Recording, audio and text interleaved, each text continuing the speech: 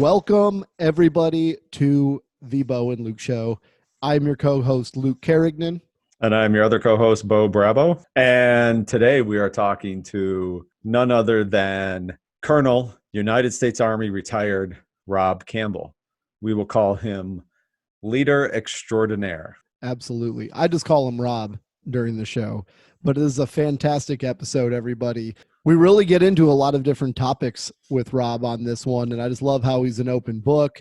He's a genuine guy. I think he was drinking a beer while we were doing the episode. I know that I was, which made us, I don't know, open up to our feelings a little more. I think you had a glass of wine. I don't think it was beer. Yeah, actually, I was being classy that day. I think it was champagne. Yeah, you were celebrating. Yeah, I was celebrating. Just like we should celebrate this upcoming episode that you're about to listen to right now. And as always, go to our website, check us out. If you want to be a guest or know somebody that would be a guest, drop us a line. If you have questions or you want an introduction to a guest, let us know. Bo and I don't bite. Actually, we respond to pretty much everything people say. So let us know. And we'd love the feedback or any introductions that we can make. Give us 5 stars out there. I know it's a lot to ask to take a little bit of time out of your day to do that. But if you give us 5 stars, write a review, it really helps us out. Bo and I are just doing this because, we have a blast doing it, and it helps us spread the word. Anything Excellent. else, Bo? Yeah, check us out at theboandlukeshow.com. And I would just add, when you're on the site and you're looking at everything, we put a lot of information out there. Luke and I took time to actually go after some affiliations and some sponsorship. Check out the affiliates and sponsors page or portion of the site. And if you see anything there that interests you, whether it's some online training through 360training.com or just even special deals and discounts that you can get with some of the products and the things that Luke and I use or we like, we put it out there on the website so that you can take advantage of that as well. So do it, theboandlukeshow.com. And with our very special guest, Rob Campbell, you can check him out at robcampbellleadership.com. Check out his books online on Amazon. His newest one called At Ease. And his previous book is It's Not Personal, It's Personnel. And check it out. You were on fire, Bo. Good stuff. It's better than last time. That was great. Without further ado, Rob Campbell.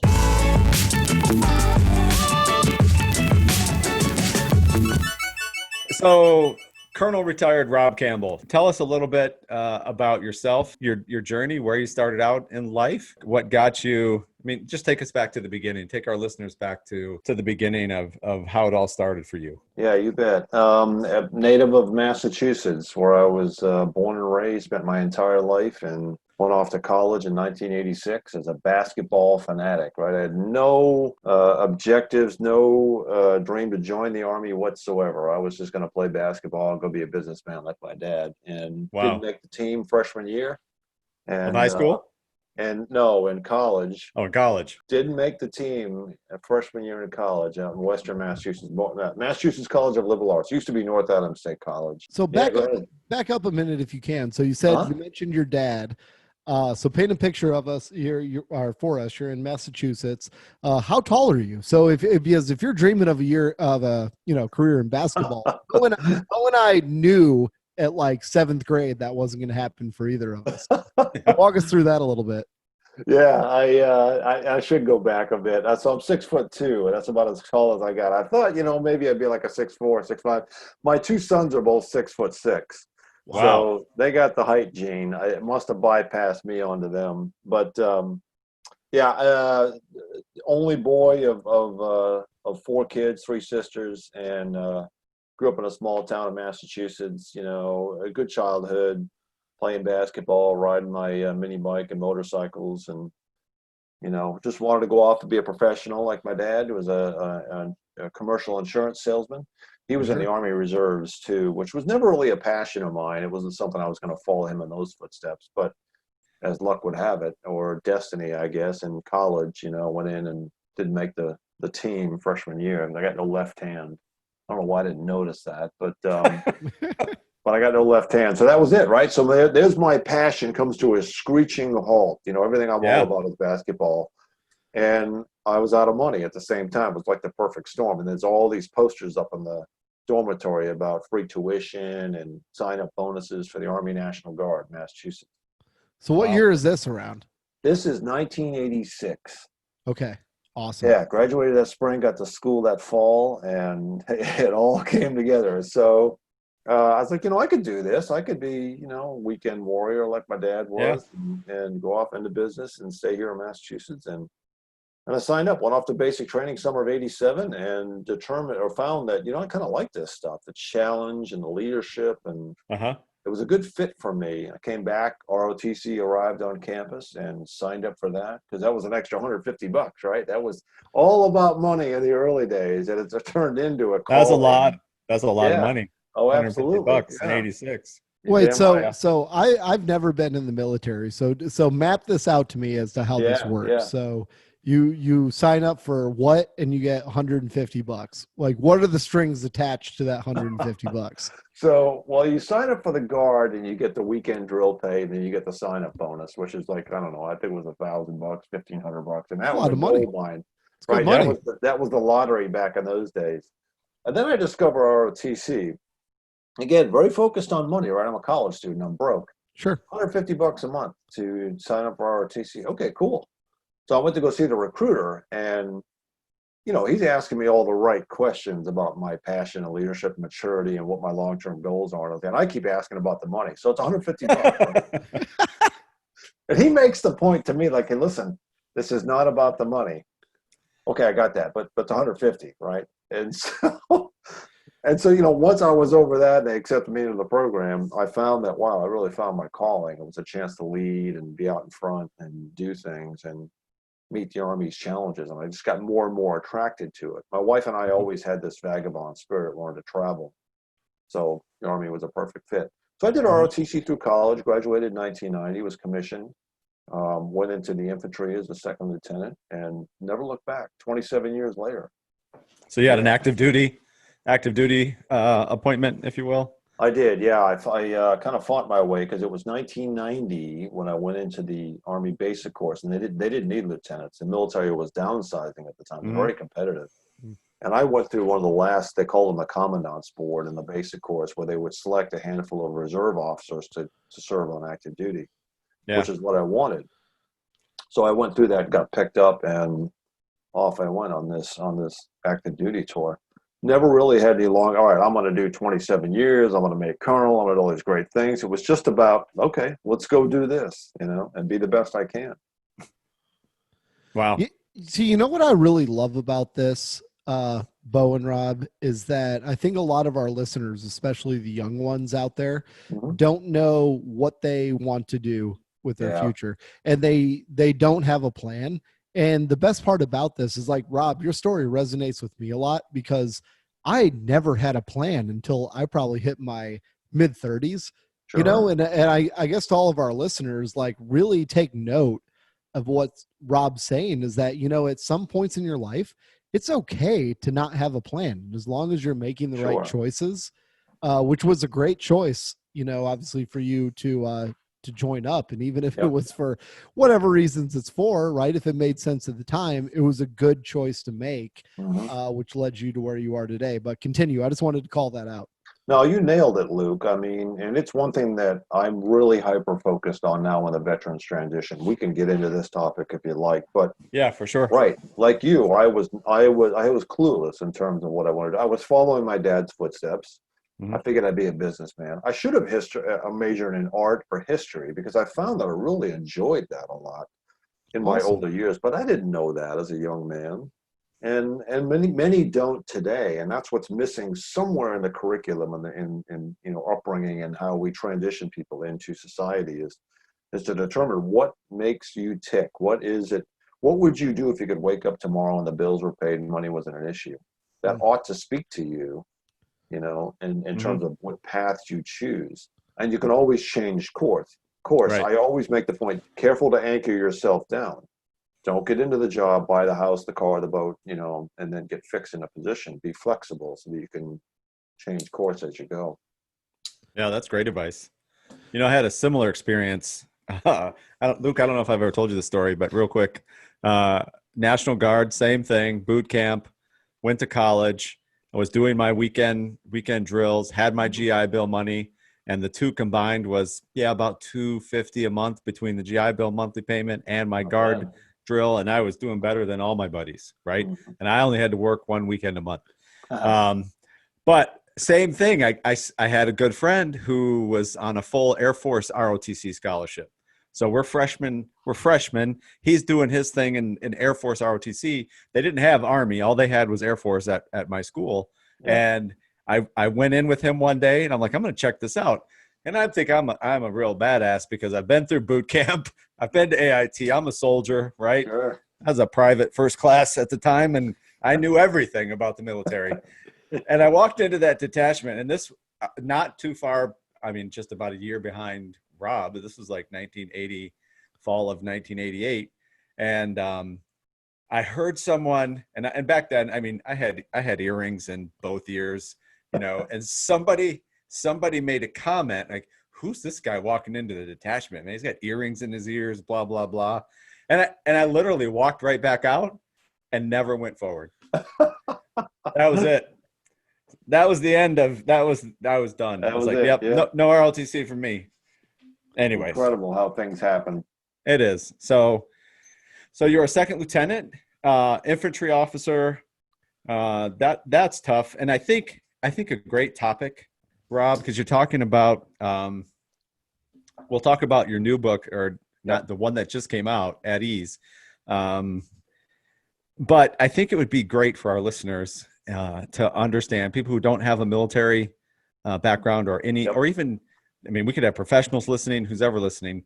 When you're take us through that time frame, and this is even to this day, when you go from second lieutenant to captain, maybe you're commanding your first company, might be 100, however many people, say average 100 folks. But now, I mean, you get to that point, like from age 21, 22 to 26, and you've got all of this responsibility as a very young adult in your new profession. I think that's huge. I just think there's a lot of people don't get that, and what's on your shoulders. So what was on your shoulders as a young second lieutenant infantry officer? You know, what were you in charge of? My gosh, you were probably only 21, 22 years old at that point. Yeah, and that was early 20s for sure. So I had the smallest organization. There was a platoon of 24 men, and probably had a few $100,000 worth of equipment. That's the size of a company nowadays, right? And right, that's where you peak out. Now, there's a long journey to get to that, and I talk a lot about this in the veteran transition, because when you think about the assimilation into the military, even if it's just basic training. I mean, I did 4 years of college before this, Guard and ROTC, and then I did a year in the basic course, and then I was given my first company, right? My first franchise, if you will. Right. If it's just a basic training route that you're taking, you're going to spend 6 months up to a year, perhaps, before the Army lets you do anything, training you up. But then when you transition, it's overnight. Right, you're out, and then you got to reinvent this. But to your question, I mean, it was an enormous amount of responsibility slapped on my shoulders, and it was stressful, and it made me really hyper focus and pay attention. This is serious stuff. Lives are at stake here. Yeah. And if I don't get this right, we're going to pay the price. And so that sunk into my DNA deeply as a young man, and I think it matured me quicker because I was pushed into those positions. Mm-hmm. The beauty in the military, and I try to get a lot of businesses to model this thing, is they pushed me into the deep end of the pool. Yeah. They took some risk in order to put me in charge of a platoon. They didn't wait until they thought, okay, now he's ready. They put me there, and I think a lot of businesses ought to follow that kind of thing. Not blindly stick somebody in charge of people. Get a sense of him or her and their kind of leadership capability. But give them that opportunity. And that's what the Army did for me at that young age of 24. And boy, did I dork it up. I was an awful platoon leader. Horrible. That's wild. What made you horrible? What do you think made you horrible? I was a young leader. In my older days, I've grown much more self-aware in terms of who I am, what makes me tick, what my personality traits are, my strengths and weaknesses as a leader. I'm a comedian. You know, I came from Massachusetts. I'm a smart ass. I bring this sense of wit and sarcasm with me that doesn't work in the military in many Yeah. places. So I was too much of a jokester, and I, trying to make light of things. And I didn't read enough. I didn't study enough at a young age. And frankly, Bo, I was, still somewhat a civilian in many ways. You know, I came into the military, I confess, a bit selfish, spoiled. You know, I was the only boy, and I got all the stuff growing up. And my dad was doing well in the insurance industry and all those things. And so I brought that with me. And it took a while for the military to wean that out. And I think that those are all the things as I look back and say, man, what was I thinking? You know, saying those things and doing those things. But I don't think there's anybody in the military that looks back and says, oh, I nailed it. I was right on the money. It's a learning experience. For sure. I got it more right than wrong. And I think that's what saved the day. And I learned, and there were people that underwrote my mistakes and saw some potential in me. Yeah, that's awesome. Great. Sorry to interrupt. I have a question, like a general military question here that I think is going to lead us down an insightful path. I think, Rob, that you're going to just knock this one out of the park. But Bo, I see this quality in you. Rob, it just permeates out of you right now. But one thing that I noticed that's super consistent with anybody that I meet in the military, anybody that we have on the show that's has prior military experience, is the sense of humility that you have and the lack of ego that you carry with you throughout your life afterwards. And when we think about business, or whether you're doing anything in life, whether you're just starting out, even if you're not in the military, not having a giant ego will take you incredibly far. But everybody that I meet, I mean, it's a consistent trait that I see. What is it? Where did you learn that? How are so many people able to carry that through their lives? And I guess what's the secret that our listeners can, and that's a question for both of you, because it's admirable. It's awesome. Well, let me take a whack at it first. There's a few things that do that. And that's not to say that Bo and I don't have egos. And it's not to say that a lot of military leaders don't have egos. I mean, I was the commander of a 5,000 man brigade. Mm-hmm. How can you not have an ego doing something like that, right? But the Army beat into us selfless service. They beat into us that it's about the organization and the mission and not about you, which is why we suck at transition, because it's the first time in our life that we have to promote ourselves. And we're not used to that. And so that's where that comes from. And that's probably why you see a lot of that, Luke, is that, it's about the mission and the team and the organization and the people around me and not me. And that, I mean, those that can't subscribe to that and espouse that as leaders and soldiers and airmen and Marines and all them, they just don't, they get voted off the island. They don't make it, because it really is truly about that. Certainly we care for our people, but we're going in and we've got a mission to accomplish, and it's the greater team and our sacrifice that gets us to, where we're going. So I think that's where a lot of that comes from. It's just the upbringing and the long journey that it takes to be in the military. Like you asked, Bo, about my younger days as an officer and the mistakes I made as a platoon leader. I was not a professional yet. I argue that you become a real true professional in the military at about between the 6 and 8 year mark. That's when you've been through a few assignments, you had a chance to mature. You're now able to see the bigger picture and understand, okay, I'm part of a larger picture here, a larger organization, and I understand my role in it much better. I get these values that the Army keeps talking about, and I subscribe to them and I espouse them. That's the transition you make into being professional. So I think I'm not surprised by that comment, Luke, and I think that's where that comes from. It just permeates out of everybody that I see that comes out of the service, especially people that are really proud of it, that had a good experience, and they carry those values. Thank you. Yeah, I think too, Luke, Rob hit it right on the money, and it for me, it's something I even was writing a little bit about in my book. It started with boot camp. I just, I don't know how boot camp is today, but when I went through, I mean, it was incredibly difficult and challenging, and it didn't matter who you were, where you came from, and you have men and coming from young men to people in their early 30s from all over the country, all different races and cultures and backgrounds. Yep. But I mean, they beat every one of us down. I mean, that's Equally. I mean, yeah, painfully, and nobody was left out of that. No. And then they start to build you back up into a basic soldier, and then the rest of it is just a journey, and you continue through. You take that with you, and if you, like Rob said, if you stay long enough and you get the 6, 8, 10, 15, 20, you start going through other things, other types of, whether it's real world and in combat, or it's other training courses you've been through, or you're leading others coming up. It just kind of, it gets ingrained in you, but it starts, for me, it started literally at the very beginning. You see, Luke, that's the advantage that the military has over private business. And I empathize with them, because you can't hire somebody and send them off to a 6-month to a year basic training. No. Right. And then bring them in, right? You got to start right away. And you don't get leadership training in college. You get an MBA, I promise you, that comes with 0 leadership education and training. Right. So Right. it's a disadvantage. And I, part of my other job is to help businesses overcome that.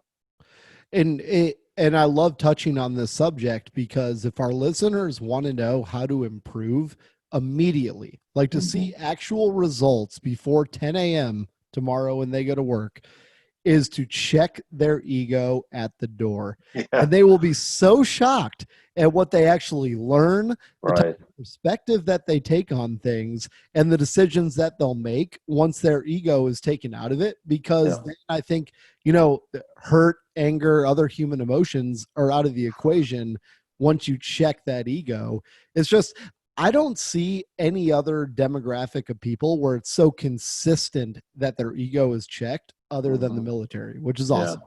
Well, here it is, Luke. Before 9 a.m. tomorrow, take I and me out of your lexicon and make it all about what's a team. This is for the team. This helps the organization. This is what the team needs. And get away from the, well, I'm busy and I need this and I'm going to do that. It ain't about you. That's one thing. That's one step you can take. So replace I with you. They call that you phrasing in business. In sales, they say it's you phrasing. Every time you want to say I, say you. And then you can go. I like that. Yeah. There you go. So I'll get off my soapbox now, but it's all right. It's a good question. Yeah. So, Rob, in your first book, and I think this is one of the reasons that you you are right in line with the mantra of our podcast.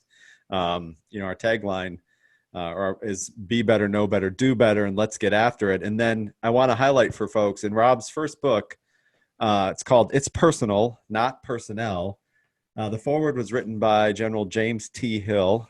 He's U.S. Army retired. And at the end of it, first and foremost, comment that General Hill made about Rob is it's about making people better people. Yeah. And that is, to me, that's powerful. And that sunk right in with me right away. And that's what Luke and I, with all of our guests, really come on and talk and share their stories. And that's what everybody can take away. It's like, especially from a leadership perspective, it's all about people. And that's what you talk about in your book. So share with us some of that about your first book.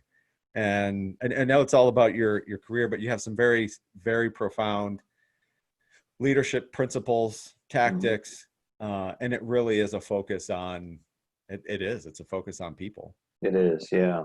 Glad you asked that. So we might run out of time with this answer, but here we go. No, it is all about people. So that comes from, and this will translate right into a business, I promise you. So fall of 2013, I'm about to step into this massive leadership position, to become the CEO of a large enterprise, 5,000 people. Suicides had bypassed combat deaths. Sexual assault and harassment had reared its ugly head. We're having resilience and coping skills issues, off-duty conduct issues, a variety of societal type issues that were coming up.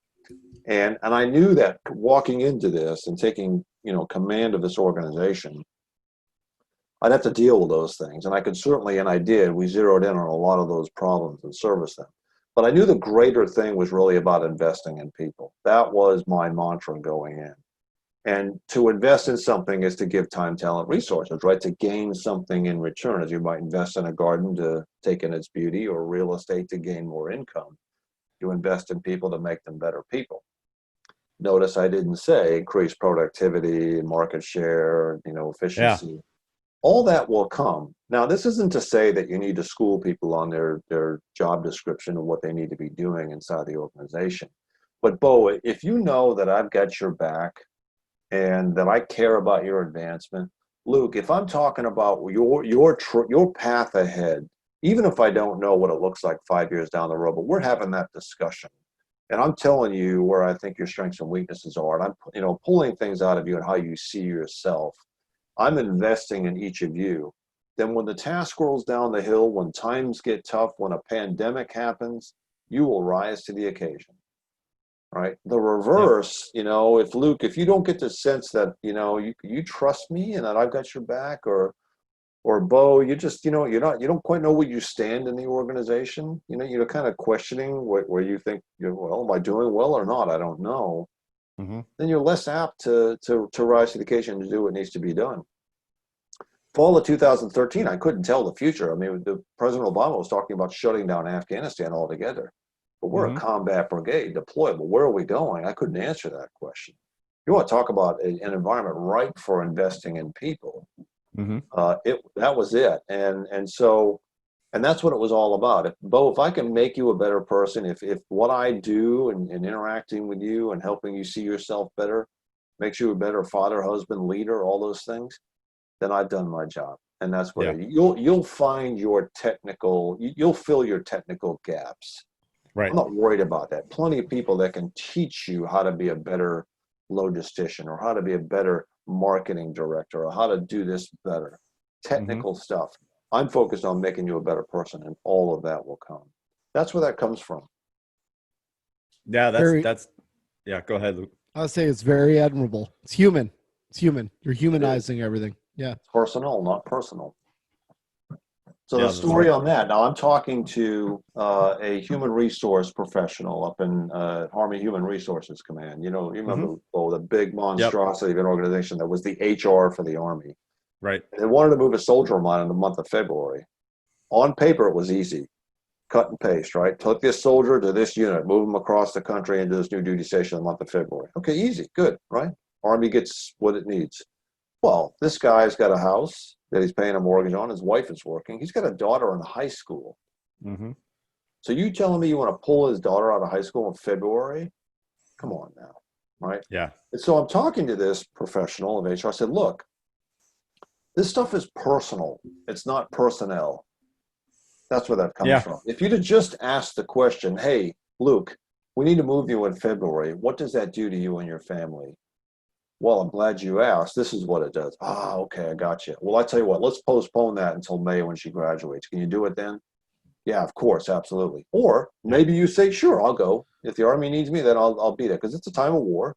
Sure. But at least a conversation. I mean, just that interaction would have done wonders. Yeah, that's a whole. We could do a whole podcast. We could we could fill it up, and I would invite any former HRC assignment manager to be on and debate it, right? Yeah, because and they would be in the hot seat, for sure. I never served at and I almost feel I'm very thankful that I didn't. Yeah, but I was the guy fighting for our unit members in numerous scenarios just like that. Yeah. And I don't want to bash them. I really don't, because there were some great folks up there that did some wonderful things. And frankly, one of the officers that was closest to me in my brigade command and my CEO role was my human resource officer, because I was investing in people. They were my ambassador to make sure it was happening. Sure. That's great stuff. Yep. So simple. What I love about what you're saying is that it's so simple. Yeah, you nailed it, Luke. It's not rocket science. It really isn't. But and I know why it doesn't happen. We get enamored by the fire of the day and what's in the moment, and we overlook the long thing. Simon Sinek says it very well. This is like, investing in people, and the ROI associated with that is like working out in a gym. Yeah. Well, you go to the gym all I do. next week, you'll see nothing in terms of a result. And you'll be in pain because you're Yeah. working hard to grow your muscles out. Over time, you start to see a difference. Same thing with kids. Your kids will do something one day that just amazes you because of what you taught them to do. It takes Yeah. a longer time. And people, I think nowadays, we're a drive-through window society. We want instant results. I pay this for a marketing campaign. It gives me these results by Friday. I invest in somebody. I see results down the road. It's a long investment, but it pays off in spades. It's just a shame that so many don't get that. So many don't behave in that It way. is. They don't demonstrate those things. But then that, opens up opportunity for folks like us to hopefully help them, for Yeah, them to you see the bet. value and reaching out for help and Well, that's why you guiding got them on that path. 65% of employees disengaged from their organization. Yeah. They're not in. They're just there drawing a paycheck. They're not connected psychologically to the team and want to do Yeah. everything they can.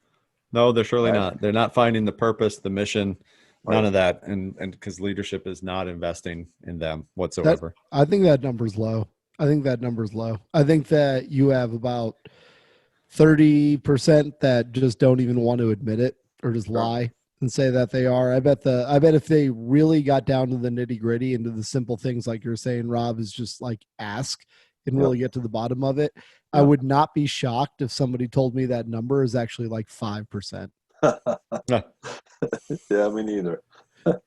Maybe not. Maybe not in the military, but because I think that, you get around everybody that has and you live with them, you have the exact same mission, and you're going in the same direction. But when it comes to business and families are involved, I would definitely challenge that number. Yeah, I think you got a good point there. I mean, you get what you get from surveys, and I've seen a lot of it. I've had the good fortune to look under the hood of a lot of companies and see companies are doing great things and others that aren't. Yeah. It's true. So Rob, what drove you down I would say the entrepreneur route after you transitioned from the Army, versus yourself, diving into corporate America and going to work for some big corporation. That's not the path you chose. Right. And you're on a very admirable path now and sharing all of you're at the point of giving back, right? Yeah. Everything that you've done to date to others to help them be better. So what sparked that in you? What inspired you to say, this is the path post Army career that I think is best for me? Yeah, there were a few things. It was a mentor of mine, Jeff Martindale, who had retired ahead of me. I think he was 2 years ahead of me. And we talked a lot, and he took a year off after he retired because he stepped out of a combat tour and had just worked very hard, just like me. And he said he needed that time to decompress and think about the future, and find his next path. That spoke to me very loudly because when I got my retirement approved, I really started going down the corporate road. I was like, okay, I can get into a big organization and make a difference and bring my leadership into it.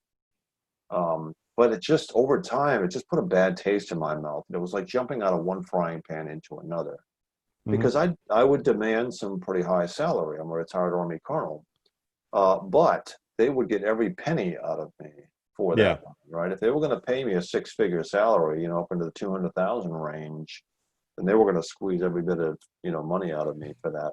That put a bad taste in my mouth, and so I made the conscious decision as I transitioned to take some time off. My wife went to work for a year teaching, just to help us get over the hump of transition.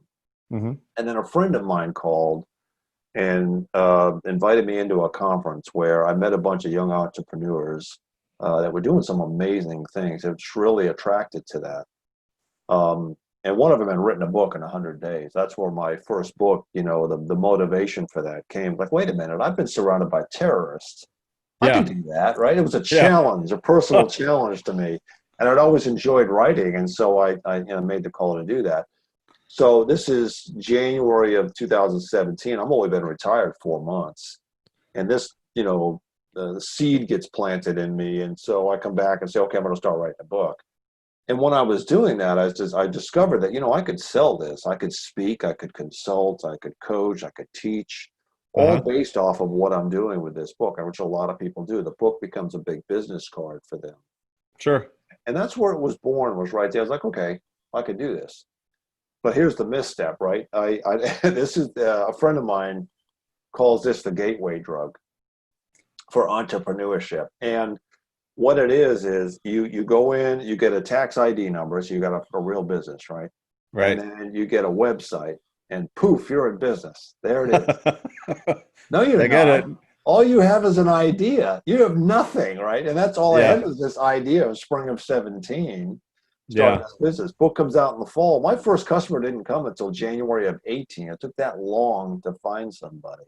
Mm-hmm. And I almost jumped off the ship a few times. I was looking at job offers and going back in that direction, but it just didn't feel real and authentic. And so those are the things, Bo, that push me towards entrepreneurship. And that's why I'm an advocate. And that's why I'm the executive director from Vet to CEO, because it's a fantastic entrepreneurship program that can expose. But there's so much misinformation about entrepreneurship out there. But that's what pushed me in that direction. I'm glad I stuck with it. It's still a chase, dude. I mean, the pandemic brought my business to a screeching halt because it requires bringing people together on a speaking forum, and you're doing that now, right? So, so I got to step back and reinvent some things, do some heavy advertising, and diversify my portfolio and go forward. Yeah, for sure. And that's getting after it. That's looking at what challenges lie ahead and it's pulling the opportunity, go after it. Right? It's pulling the opportunity out of COVID. I mean, we can all look at, oh my God, this is awful, horrible. But what are the opportunities? Well, my third book is an opportunity. I'm writing now about crisis leadership and management. That's going to be a relevant topic. And I've shifted my speaking more over to virtual stuff. So I'm moving with the market. Yeah, that's exactly right. That's good stuff. Yep. So everybody listening, we've talked about it before. So, you just keep after it and you shift and you adjust and you make new goals or objectives that will produce different results. And you just got to keep after that and keep going forward. And the only other option is you're just, it's over. Right. Yeah. And you call it a day, and that's not what we're about. Well, there is a point where you should stop what you're doing. I mean, that's what entrepreneurship is all about, and that's the problem. A lot of us veterans, and we don't quit, right? We'll just keep going until ultimate failure. But sometimes quit is exactly what you ought to do, because you might discover that there's no market for what it is you're selling. Well, you're absolutely right. That is absolutely right. So that's where some good coaching, mentorship comes into play. It's exactly. Like you may have a great idea, or you think it's a great idea, and that's and not me. I'm sure not you. You're not going to judge somebody for coming up with an idea. This is a judgment-free zone, but you got to find and make sure there's a market, because, like you said, a tax ID and a website's not a business. No, it's an idea. You got to find customers willing to pay for the product or service you have to offer, and then you can have a business. And that never stops with business is the key. Absolutely. Right? Yeah, someone will come up. You got to keep chasing it to keep demand for your products and services alive. For sure. That's awesome. Yep. Yeah. So your second book, which just recently came out of the pre-order phase and is available on Amazon for full order, it's called At Ease. Tell us a little bit about that and what that book is about. Sure. Yeah, it's prime time now. I started that book. So I wrote the first one, got it published in fall of 17. And this is the beauty of tradition. I talk about, the new freedoms that I had that I still didn't know yet. I was still kind of beholden to the Army in this subliminal way. And my wife presents this idea to me in the kitchen. Hey, we're going to France this summer on an artist and writer residency. Go to the chateau for 2 weeks. I'm like, oh, that's great, honey. I'm smiling. Like, how are we going to pay for that, right? So we figured that part out. But when I got over there, I was like, okay, this is an opportunity for me to write some more. I published a book, and I'm really starting to think about this transition now. So it's, coming up on, it's about 1.5 years since I retired. And I've felt a lot of things and experienced a lot of things. And I was like, I got something to share. I need to get this down on paper. So I did a big chunk of it over in France in 2018, and it took I just ate away at a little bit at a time. I chipped away at the book where I'd get surge periods where I'd go and I'd write for a week and get it done. But I needed that because I was still traveling this journey. As I published this thing, I'm at the 3.5-year mark since retirement. All of that filled with different experiences that informed the book and created chapters and allowed me to share more in the journey. Entrepreneurship was one. My joining Vet to CEO in fall of 19, was one of them. And so all those experiences were really what drove me to do that. But it was just, I had a story to share, and I knew it would be relevant. When I transitioned as a senior service member, much like you felt, Bo, there was this great void. All the transition programs are focused on, more junior people, as they should, because that's the biggest population, right? But okay, Yeah. what about me? There was this void I felt as I transitioned to, a perspective, some thoughts on, disability and health and what's it like. And I knew I could fill that gap because I had traveled the path and I could be value to others that, transitioned out. So I decided to get all this on paper and put it together. And it was really, maybe like you experienced, it's just about getting it written and getting it down. And it turned into part memoir and part perspective. And Yeah. my publisher, Kate Colbert at Silvertree, helped me really package this thing up and put it together. Right. So, as I traveled the journey, it was really boiled down to keeping it real and authentic about who you really truly are, because the military tells us that. And you can reinvent that. You have tremendous freedoms as you transition. And so many veterans throw those away when they chase a job or do something else out there that's not real. And I really wanted to hammer that point home and show somebody that, you can actually do this. You can actually enjoy this encore life. Here's part of the philosophy, bro. And it's the question of, how can the next chapter be better than the last? And too many of us as veterans believe that our best days are behind us. What a horrible philosophy. Yeah. To Yeah. enter the For sure. second half of your life in, right? So there is the motivation for the book, and my my love of wordcraft and writing. It's where I get into my flow state. I just enjoyed the heck out of it. It was just fulfilling. Frankly, the book at the end of the day was therapeutic for me. It was like journaling, right? I mean, I was able to get my thoughts down on paper in a way that I could share them with others, but really to help myself process what it is I was going through. Yeah, I think that there it is. That is amazing. I think that's, yeah. And you're just so right. And I hope that there's a lot of transitioning service members, senior service members that get an opportunity to listen and read the book. For sure, and take all those valuable lessons and apply them to their own scenario or situation. There's nothing that saddens me more when somebody thinks that their post army retirement life is like it's downhill. Like there's nothing left. It's downhill. Yeah. Right. What an awful philosophy. And this book isn't about, hey, be like me, do what I did. You got to choose your own path. This just informs the journey. That's all it is. I think it plants some seeds to get some people thinking about things, and just to get it more right than wrong. Yeah, the world is your oyster. You should open it up and go after it. God.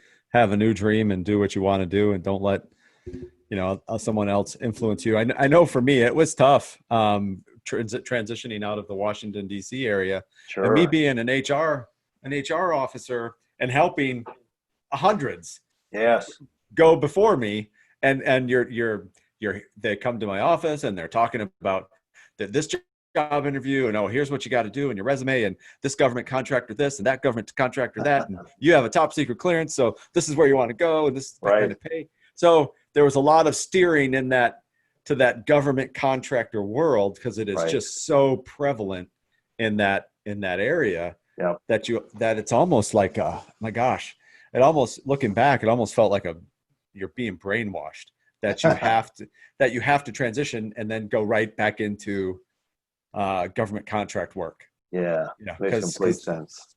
Oh yeah, of course.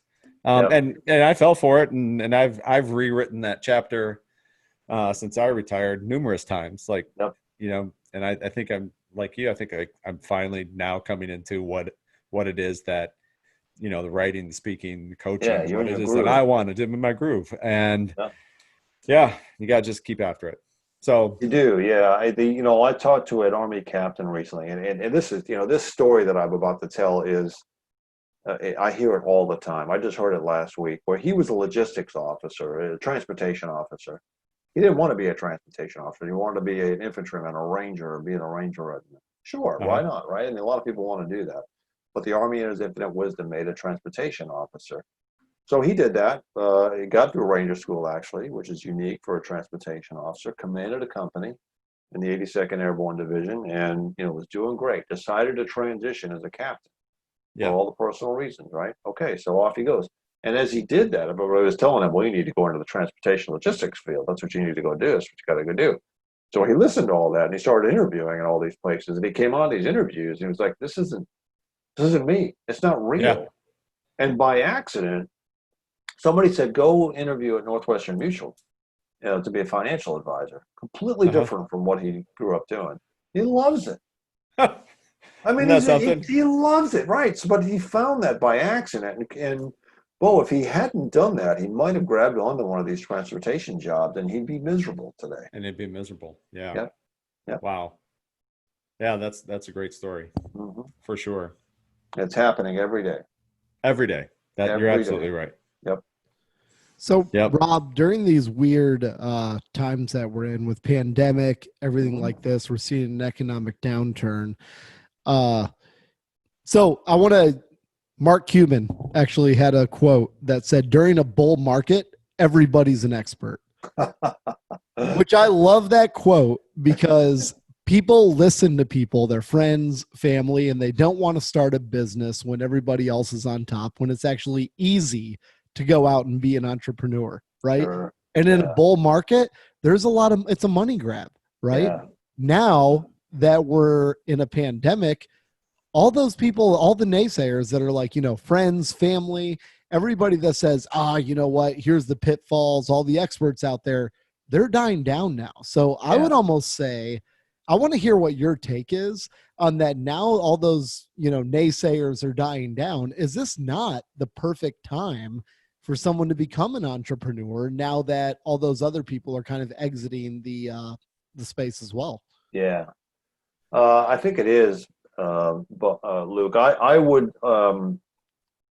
advocate this for a lot of people, but you got to do it smartly. Sure. The problem with entrepreneurship nowadays is that entrepreneurship is equated to startup, right? It is this Shark Tank visual, right? It's a startup, and then you sit in your uncle's garage, you slave off his internet. Next thing you know, you're Mark Zuckerberg. Yeah. It doesn't work that way. I don't know a single seasoned entrepreneur that would say startup is the way to go. That said, Luke, you transition out of the military, or you decide one day, I've got this great business idea for a service or a product. Don't give up on that. If it's landscaping, entrepreneurs are disruptors. If you want to disrupt the landscape industry, then go work in it. Go get a job, get some money, start, putting it aside so that you can fund this entrepreneurial dream. Play the long game. Start up or start later. Maybe that's the objective. What you might learn in the middle of all that is, I'm just not that passionate about landscaping, but it gives you a sense to confirm or deny that that's your ticket and that's what you want to do.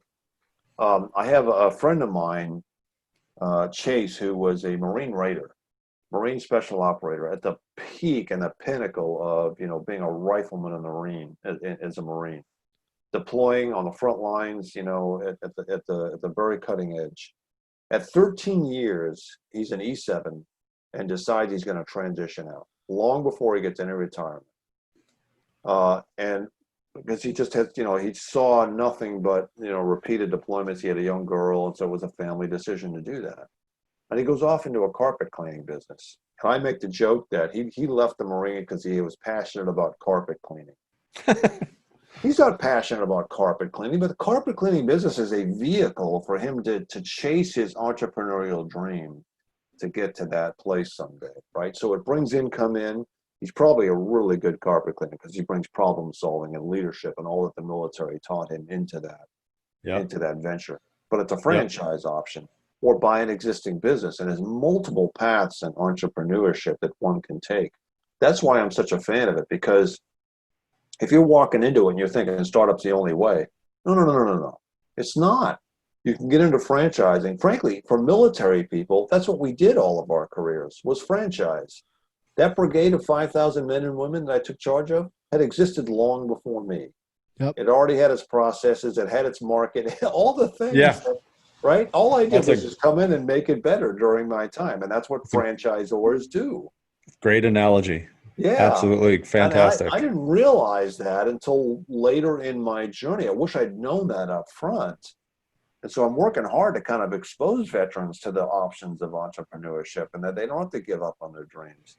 So yeah, I think to your question, absolutely. I think there is a great time. There's never a great time. It's like having a baby, right? It's just never a great time to do things. But do them smarter. Don't walk in and think you're a brand new veteran. You're going to get a loan from a bank. Ain't happen.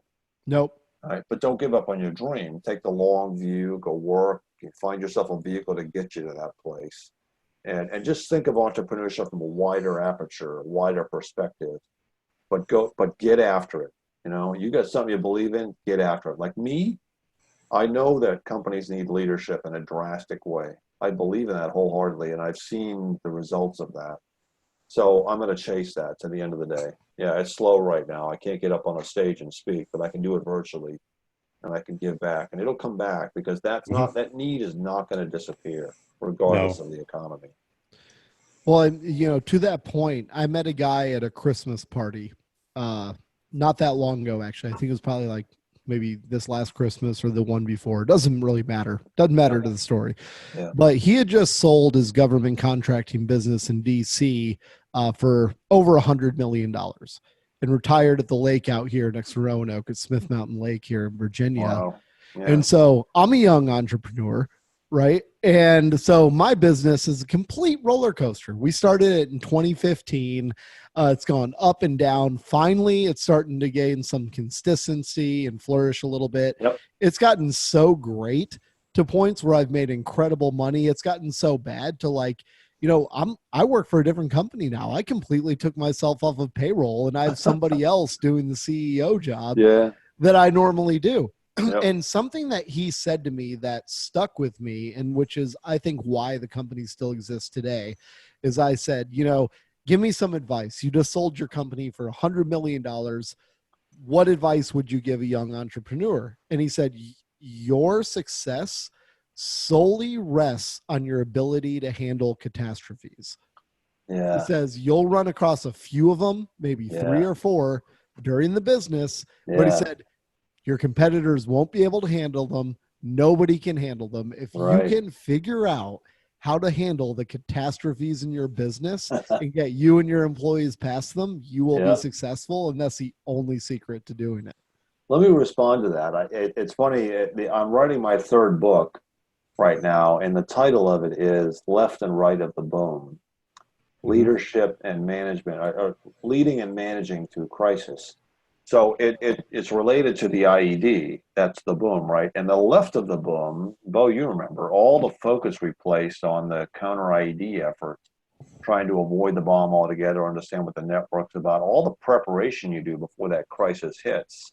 And it was crazy what we were doing. And it saved lives. It worked. You know, we knew we weren't going to avoid IEDs altogether. They were coming, just like a business. Whether it's a pandemic or it's a 2008 crash, something's coming. A bad weather. I mean, we get a tornado or hurricanes down here in Wilmington all the time. It's coming, right? So what do you do on the left of the boom to get ready for that? Like you're saying, Luke, is that preparation and hardening yourself, business cash flow, perhaps, knowing what you might do in an immediate crisis. Okay, we've got to let go of 3 people on the payroll, or we're going to cut back here. These 4 expenses have to go away, but it's that preparation so that when crisis happens, and it's 3 a.m. and we're tired and can't think straight, we've already done the thinking. We've already done the preparation. And that's what allows a lot of businesses to weather the storm. So I relate that before, during, and after aspect of crisis to a business, how we did it in terms of the IED explosion, how you can put it into practice in a business. And that's exactly what he's talking about. Yeah, that's awesome. And we talked with Mike Barger on our episode 10, I think it was. And I owe you that introduction, so I'll make that happen, Rob. Yeah, looking forward to that. Yeah, and Mike was founder of JetBlue, and part of the running the JetBlue ops. I think, Luke, it was the ops center when 9/11 hit, and Oh yeah. so major crisis for the the airline industry. Sure. But what was amazing, and he talked it all through that. But he said the exact same thing. He said what you just said. And a lot of companies don't have it, but the airlines have it. They had to have it. So when a crisis hits, whether it was 9/11 or any other crisis, they had their plan. They had already done the thinking. Yep. So they just pull out the book, if you will, the playbook, Yep. on what everybody's role is. This when it happens, it triggers that emergency response plan, and we just go to action, right? Yep. And then you keep it updated. It's a living, breathing document, so that when the next one comes, you've learned some lessons, you've implemented them, and now you're prepared and ready for the next, whenever that next crisis or catastrophe hits. So I just finished. Great book. I just finished chapter 1, which I've got chapter 2, but chapter 1 talks about the foundation you got to put in place, and that's investing in people. Yeah. All the stuff we were talking about at the very beginning. If you got that right, that alone might just save the day in crisis. You're right. It's true. Absolutely. Yep. I could see that going both ways. It Sure. can save the day, or it can ruin the day, and it could just be all over. Because if you didn't do it, people obviously, your staff, your employees, your teams know you didn't do it. Then so they might just run for the exit doors when the crisis hits and say, "This is not the place for me." Yep. Good stuff. Absolutely. Yeah. Well, we really appreciate you, Rob, being on the podcast for sure. Thanks, Taking time to spend with us and all of our listeners out there. It's an incredible story, and we appreciate your time.